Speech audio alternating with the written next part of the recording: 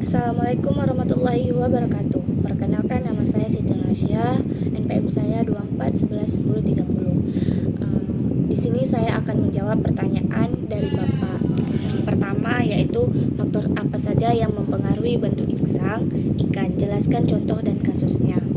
Bentuk insang dapat dipengaruhi oleh beberapa faktor utama, termasuk jenis ikan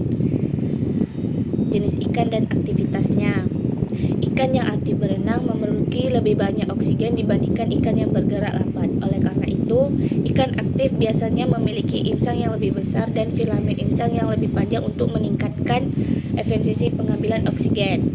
Contoh kasusnya itu ada tuna. Ikan tuna memiliki berenang cepat yang membutuhkan oksigen tinggi. Insang yang memiliki banyak filamen panjang dan luas untuk menangkap lebih banyak oksigen dari air. Yang kedua itu ada ikan lele yang lebih pasif, memiliki insang lebih kecil karena tidak memerlukan oksigen sebanyak ikan tuna. Yang kedua itu lingkungan hidup. Kadar oksigen dalam air mempengaruhi bentuk insang. Ikan yang lebih hidup di perairan dengan kadar oksigen rendah biasanya memiliki insang yang lebih besar atau bahkan mekanisme tambahan untuk bernapas. Nah, contoh kasusnya itu ada ikan air tawar seperti ikan gabus, memiliki insang yang luas dan tambahan organ pernapasan seperti labirin karena air rawa memiliki kadar oksigen lebih rendah.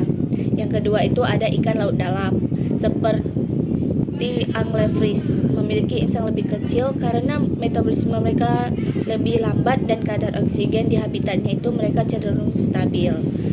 Nah, yang nomor 2 pertanyaan dari Bapak yaitu mengapa kondisi insang dapat dijadikan bioindikator kesehatan ikan?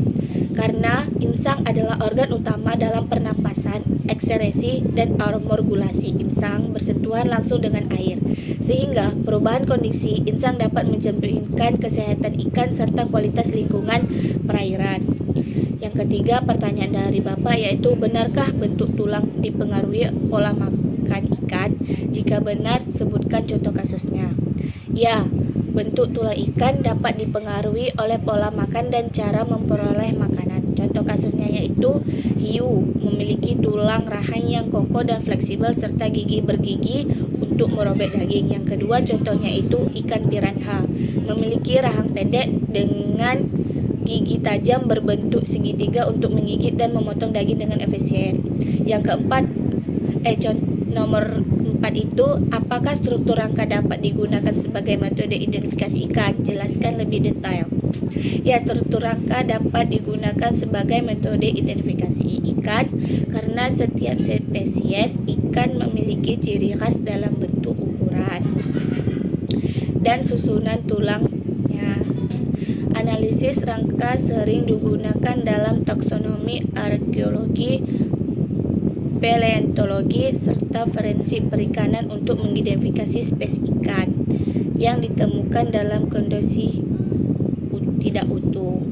Nah, yang nomor 5 itu faktor apakah yang dapat mempengaruhi perbedaan morfometrik pada ikan dengan spesies yang sama namun jenis kelamin berbeda, serta jenis yang sama namun habitat hidup yang berbeda.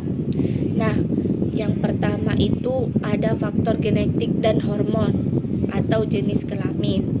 Pengaruh hormon seks seperti testosteron dan estrogen dapat mempengaruhi pertumbuhan dan bentuk tubuh ikan jantan dan betina. Pada beberapa spesies, ikan jantan memiliki sirip yang lebih panjang, tubuh lebih ramping atau warna lebih mencolok dibandingkan betina. Contoh kasusnya itu ikan cupang. Jantan memiliki sirip panjang dan tubuh ramping, sedangkan betina memiliki sirip pendek dan tubuh